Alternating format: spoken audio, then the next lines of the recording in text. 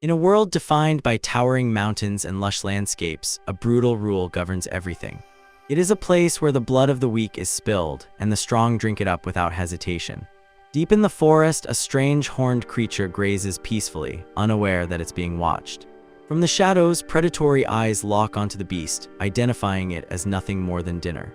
Two figures hide in the bushes. The leader reminds his companion to stay calm and remember his training.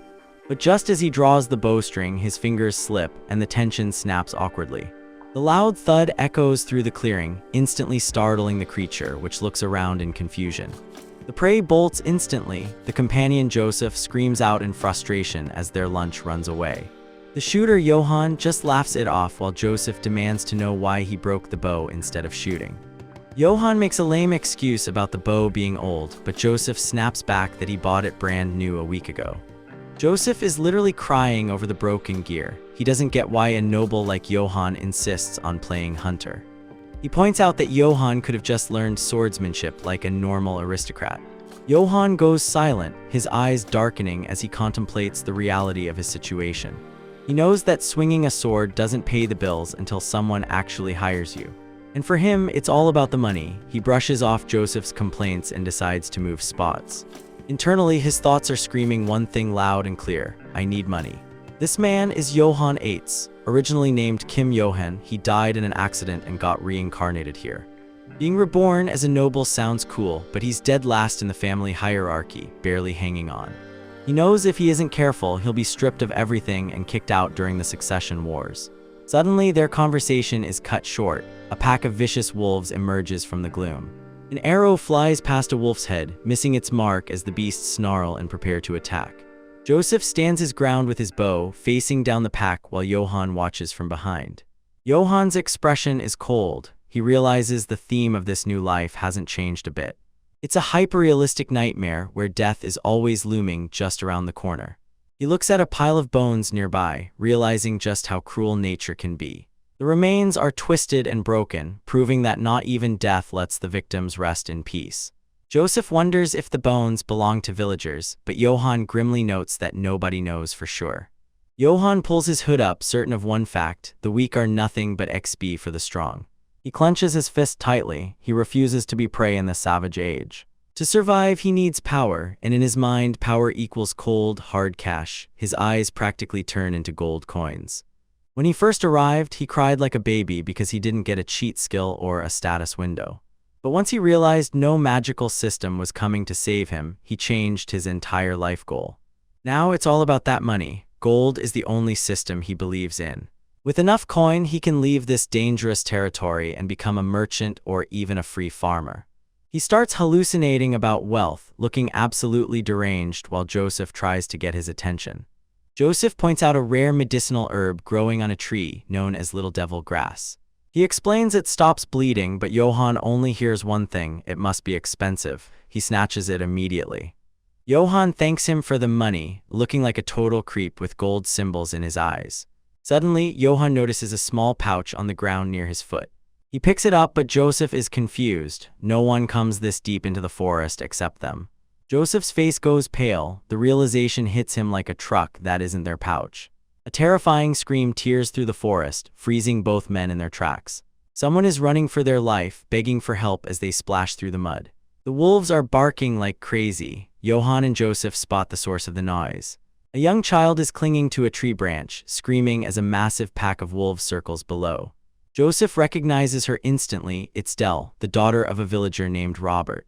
The wolves are snarling, hungry for a snack, and the situation is looking grim. Joseph panics, realizing there are too many enemies. He tries to call for a retreat, but Yoan ignores him. Joseph yells that these are man-eaters, but Yoan calmly steps forward, telling Joseph to save the girl while he draws aggro. Joseph is absolutely shook. He can't believe a selfish noble is offering himself as bait to save a mere commoner. Yoan realizes he made a mistake. He should have learned hunting sooner because this place is basically an XP farm. He quickly counts the enemies. There are at least 10 wolves, and every pelt means cold, hard cash. He screams in excitement, telling his precious moneymakers to wait right there. Joseph is completely baffled, wondering if his master has finally lost his mind. Yoan charges in with zero technique, swinging his sword around like a total amateur. The The wolves don't wait for an invitation. They pounce immediately, aiming for the kill. Clang, Yoan tries to block, but his movements are sloppy. One wolf clamps its jaws directly onto the blade, stopping the attack cold. The beast bites down with insane pressure, its teeth grinding against the steel. Crunch, the metal buckles instantly. The sword shatters into pieces. Yoan is left holding a useless handle, completely stunned. Before he can react, the wolf lunges at his throat. Blood sprays into the air as the beast tackles him into the darkness.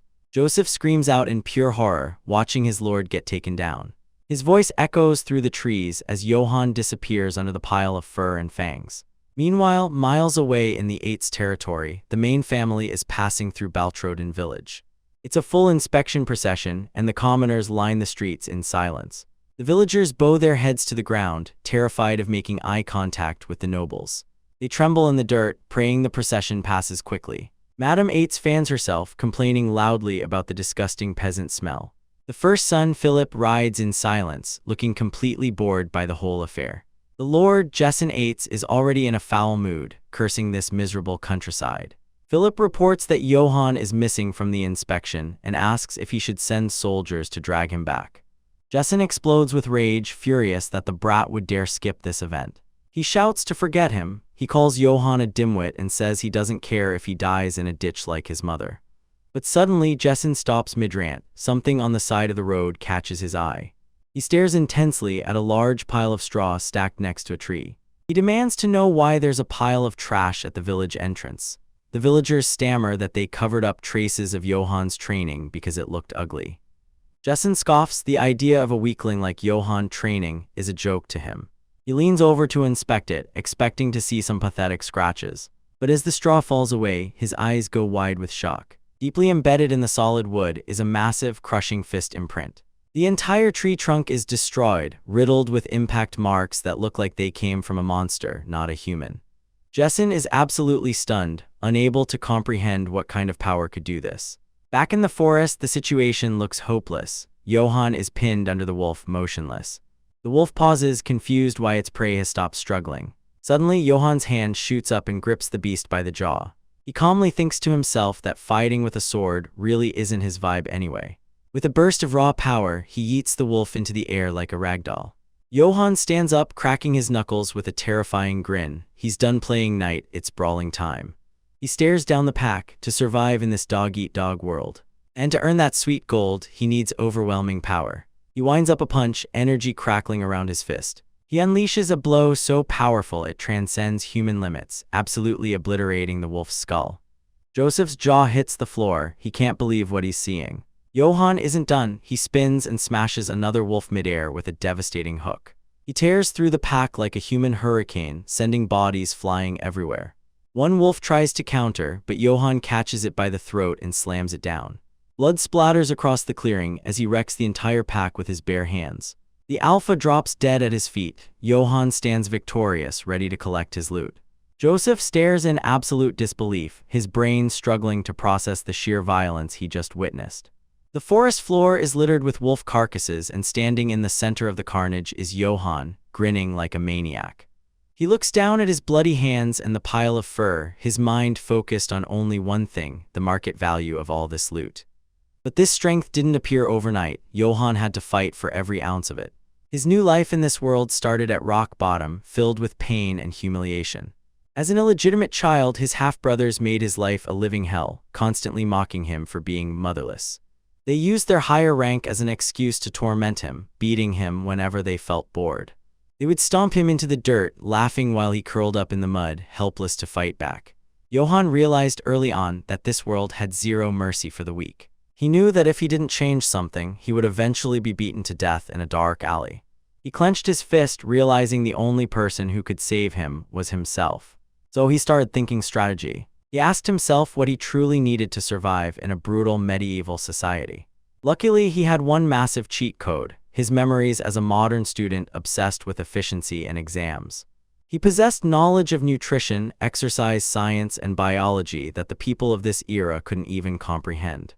He decided to weaponize that knowledge immediately. He began a grind set that would make a gym bro jealous, running miles every day until his lungs burned. While others laughed at him for eating peasant food like oats and beans, he was secretly bulking up on superfoods for maximum protein. He combined modern conditioning with lethal close combat martial arts, training relentlessly until his body transformed. Day by day, the results of his obsession began to stack up. Years passed and the scrawny kid was gone. Yoan throws a casual punch at a massive tree, and the trunk literally explodes on impact. The wood shatters into splinters, unable to withstand the force of his raw physical power. The entire tree topples over with a loud crash, proving his training was a complete success. He wipes the sweat from his shredded frame, feeling refreshed after demolishing a piece of nature.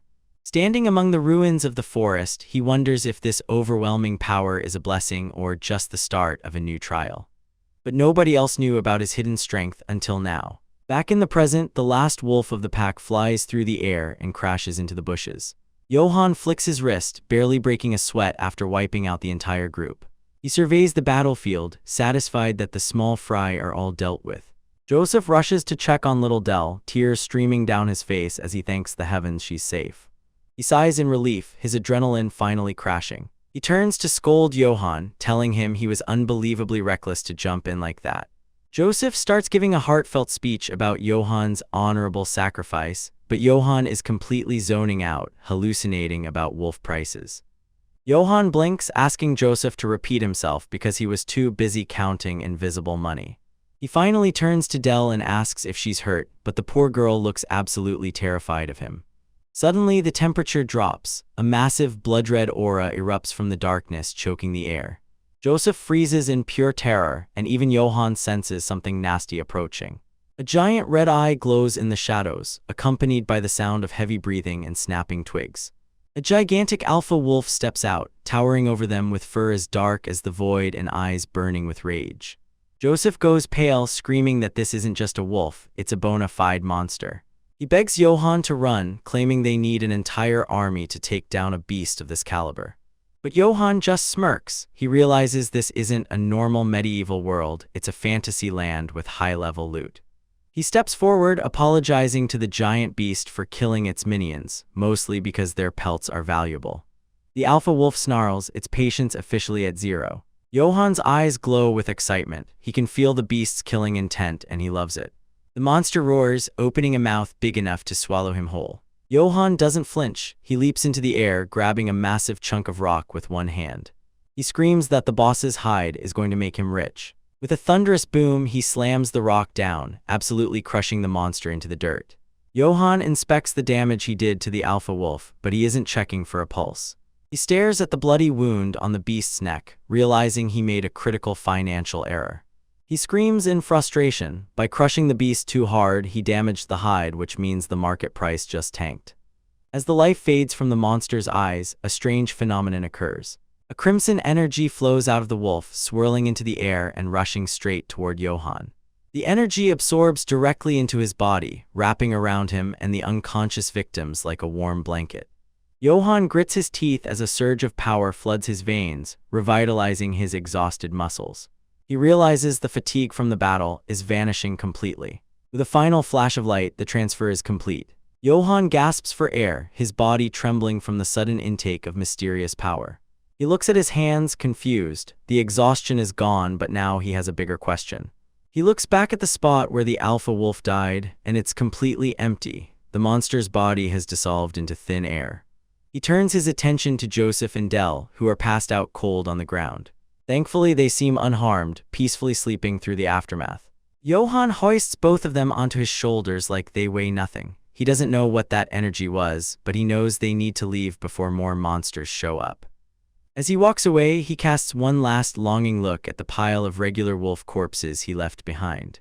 It kills him to leave all that loot, but he can't carry 2 people and a bunch of dead wolves. He promises to bring a wagon next time. The moon shines bright as he trudges through the dense forest, heading back to civilization. Finally, the village comes into view. To his surprise, the lights are still on and people are gathered outside. Yoan starts calculating. Even if he missed the inspection, surely saving a villager will earn him some brownie points with his father. He starts hallucinating a scenario where his dad gives him a thumbs up and names him the successor.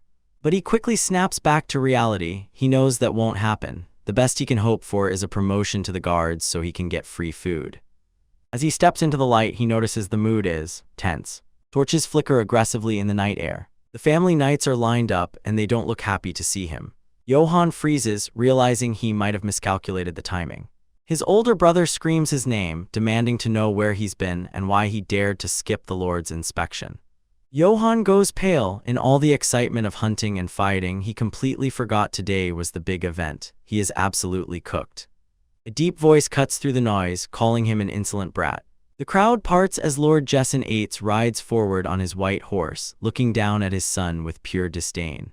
He steps off his mount, his armor clanking ominously as he approaches Yoan. Yoan tries to explain that he had unavoidable circumstances, but his father commands him to be silent. Jessen is furious that his authority was ignored. He threatens to crack Yohan's head open if he makes another excuse. The torches flare up, matching the heat of the Lord's anger. Yoan is internally screaming. He literally just fought a boss monster to save lives, and now he has to listen to this garbage. But he swallows his pride. He knows fighting back here is a death sentence. He puts on a fake smile, realizing he can spin this situation into an opportunity. He initiates Operation Ultimate Ass Kissing. He shouts that he wasn't absent on purpose. He was late because he was saving citizens from the forest. Just then, a villager spots the unconscious girl in Yohan's arms and screams her name. It's Robert. He rushes forward, weeping tears of joy to see his daughter Dell safe and sound. Yoan seizes the moment. He points dramatically to the woods, shouting that he fought off a dozen man-eating wolves to save the child.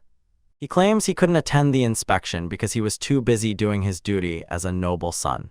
He bows at a perfect 90-degree angle, asking for forgiveness and pledging his loyalty to the estate's safety. Then he pushes his luck and casually asks if he can have the guard captain position as a reward. Internally, Yoan is patting himself on the back. He thinks this is the perfect PR move. If he were the interviewer, he'd hire himself on the spot. Suddenly, a loud, booming laugh echoes through the village. Puhaha. Lord Jessen is laughing his head off. He wipes a tear from his eye, asking if that's the story Yoan is going with. Yoan forces a smile, insisting he isn't lying. He even mentions killing the great dark wolf, but the villagers look doubtful. Jessen stops laughing instantly. The air turns heavy and cold. His face twists into a demonic rage. He screams at Yoan for lying, threatening to rip his mouth open for making up such a ridiculous story without proof.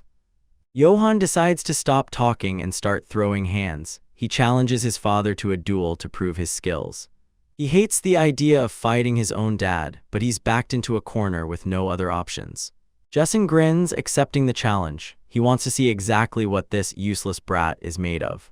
He orders Yoan to raise his sword. A duel of honor requires weapons, not brawling. Yoan freezes, a weapon. Panic sets in. He realizes the irony. This man never taught him a single thing about swordsmanship. The crowd watches in silence as Jessen waits with his axe, and Yoan stands there empty-handed. Yoan hesitates, holding a broken wooden hilt. He's literally bringing a stick to a boss fight. Jessen scoffs at the pathetic sight and orders his eldest son, Philip, to lend Yoan a real blade. Philip hands it over, whispering urgently. He tells Yoan to drop the act and beg for mercy before he gets killed. But Yoan refuses. He didn't do anything wrong, and a real man doesn't run from a fight. He pushes Philip aside and takes a stance. He hopes to learn something from this clash, even if it hurts. Jessen doesn't wait. He brings his massive axe down immediately. Yoan focuses. If he can just show off his speed and power, maybe he'll finally get some respect. He screams internally, desperate to prove his worth to the man who despises him. Yoan charges in with a roar, ready to end this in one strike. But suddenly, a terrifying red aura explodes from Jessen, hitting Yoan like a truck. It's pure bloodlust. Before Yoan can even react, Jessen strikes. Clang, the impact is heavy. Yoan gets knocked back, blood spraying from his head instantly. Jessen is relentless. He swings again, screaming that Yoan is nothing but a parasite. Yoan barely dodges, the axe blade whizzing past his face like a guillotine. The villagers watch in horror. The Lord isn't sparring, he's absolutely trying to murk his own son. Jessen laughs maniacally. He reveals he never taught Yoan because he knew he'd be a useless piece of trash either way. He swings with lethal intent, shouting that Yoan will never surpass him. He rants like a madman, declaring that the estate belongs to him alone, not the emperor and certainly not his children. Yoan realizes this isn't just strict parenting, the guy is completely unhinged, likely fueled by alcohol and greed. Philip screams Yoan's name as the axe comes down for the kill shot. The villagers gasp, thinking it's all over. Crack, Yoan blocks the strike, but the sword buckles under the insane pressure. He stares up, his blue eyes shaking as he faces overwhelming strength. The sword shatters, Yoan collapses to his knees, defeated and weaponless. Jessen looms over him, his face twisted in disgust. He tells Yoan to know his place. He leans in with a final threat. If he ever sees Yoan acting up again, he'll bash his head in for real. Jessen marches away, leaving his son kneeling in the dirt while the rest of the knights follow. Yoan is left alone in the circle, humiliated in front of the entire village. The unfairness of it all hangs heavy in the air as the crowd disperses. Later, in the village church, Father Valberg is patching Yoan up. The priest is furious, shouting about the injustice. He yells that a knight should have honor, not beat his child like a dog. Yoan tries to laugh it off, sitting there covered in bandages. He says he's fine since he's still breathing. But Valberg isn't having it. He points out how ridiculous it was for a fully armored lord to fight an unarmored boy. Yoan keeps smiling, but inside, his expression darkens. He slumps over, accepting the harsh reality. He has raw strength, but without technique, he got clapped.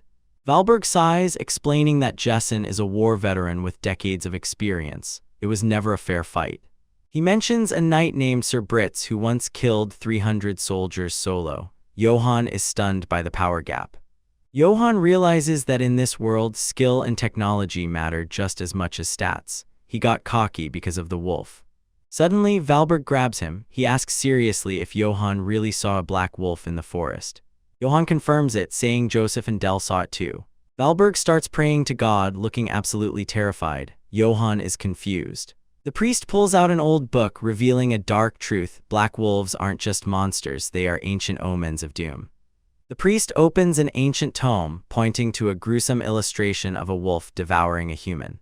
He explains that according to centuries-old legends, black wolves are harbingers of death and blood. Yoan wonders if the wolf was a premonition of the disastrous duel with his father, but the priest offers a different take.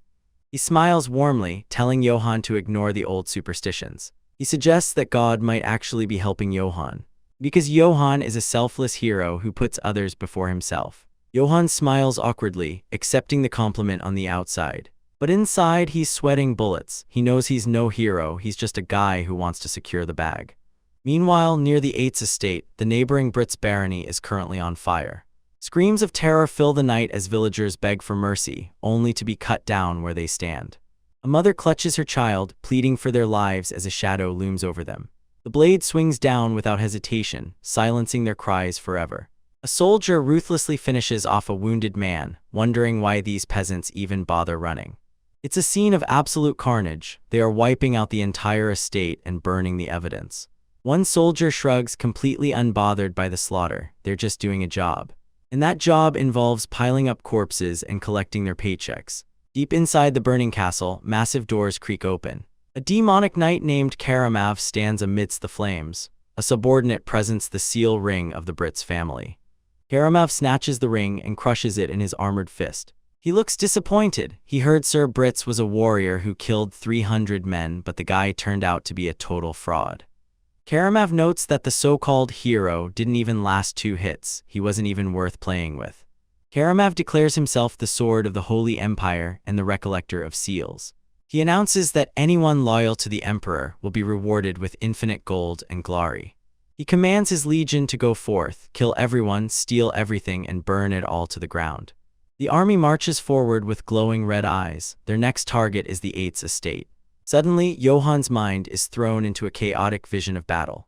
A massive sword swings down with crushing force. Clang, another blade intercepts it, sparks flying everywhere. The battle is intense, a blur of steel and violence. A dark figure launches a devastating counterattack, overpowering his opponent. Yoan sees a face twisted in fear right before the end comes. Gasp! Yoan wakes up screaming, his body drenched in cold sweat. He sits alone in his dark room, his heart pounding out of his chest. He wonders if it was just a dream, but it felt way too real. He clutches his head. Ever since he saw that black wolf, he's been stuck in this nightmare loop. The priest's words echo in his mind. The black wolf is an omen of misfortune. It spreads death and blood in all directions, cursing anyone who crosses its path. The sign of death, that's what they call it. Yoan shuts his eyes tight. He tries to laugh it off, telling himself it's just a stupid superstition. He never did anything bad to the wolf, right? Suddenly, a memory flashes in his mind, him leaping into the air and smashing a giant rock onto the beast's head. His smile cracks. He realizes he literally yeeted a boulder at the omen of death. That probably counts as doing something bad. He shakes his head, deciding to ignore the existential dread and focus on what he can control, getting swole. He heads to the hills as the sun sets, finding a nice sturdy tree to abuse. But his workout is interrupted. A voice calls him a worthless brat. It's his annoying half-brothers. They mock him for training, reminding him that their father told him to stay invisible. Yoan smiles politely, but his fist is clenched. They call him a dog that barks but can't bite. The brothers laugh hysterically, claiming that chopping wood is a lowly trick and that a lowborn like him will never have real strength. Yoan just keeps smiling, disassociating while they trash-talk his dreams of joining the guard corps. They leave him with a final insult. Father would only use him to feed the pigs. Yoan says nothing, but he punches the tree with a silent, simmering rage. Yoan unleashes a punch that hits with the force of a wrecking ball, turning the solid wood into flying splinters. The impact is so violent that the tree trunk snaps in half, collapsing under the sheer weight of his raw power. He turns to his terrified brothers with a menacing grin, daring them to come closer and say that to his face. The brothers immediately panic and sprint away, screaming that they're going to snitch to their father. Yoan sighs, wondering how people can live without worrying about their future. He thinks they're pathetic. He decides to ignore the noise and get back to the grind. But his mind wanders back to a conversation he just had with Philip. Philip had delivered the bad news bluntly. Father has zero intention of giving Yoan a job. Yoan isn't surprised. He figured the old man would rather see him rot. He accepts it with a shrug, telling Philip he'll just find another way to hustle for cash. But then Philip drops a bomb. The reason isn't hate, it's fear. Father is terrified of Yoan. Yoan pauses, his expression hardening as he processes this new info. Philip explains that Yoan's freakish strength is a direct threat to the Lord's authority. Their father wants obedient puppets, but Yoan is a wild card who lives by his own rules. The Lord is paranoid that Yoan will overthrow him, just like he overthrew his own father years ago. Yoan laughs nervously, calling it total nonsense. He just wants a paycheck, not a coup. Philip signals his servant to hand over a heavy sack. Yoan peeks inside and his eye widens in surprise. He asks what this is, though he already suspects the answer. It's a stash of high-quality gear, a surcoat, a longsword, and a solid chestplate from the castle armory. Philip smirks, knowing Yoan has been eyeing this loot for a long time. Yoan flinches, realizing his brother knows him better than he thought. Philip declares that he isn't foolish like their father. He knows better than to waste talent. He makes a vow, once he becomes Lord, he will appoint Yoan as the captain of the guard. He tells Yoan to keep training and stop causing trouble until that day comes. Yoan yells back that he never starts the trouble, but Philip is already walking away. Philip raises a hand in farewell, leaving Yoan alone with his thoughts. As the sun sets over the mountains, Yoan stands at a crossroads. He looks down at the chest plate. A chill runs down his spine. It's the exact armor from his nightmare. He wonders if wearing this drip will lead him to the same gruesome death he saw in his dream. But as he grips the metal, a strange confidence swells within him.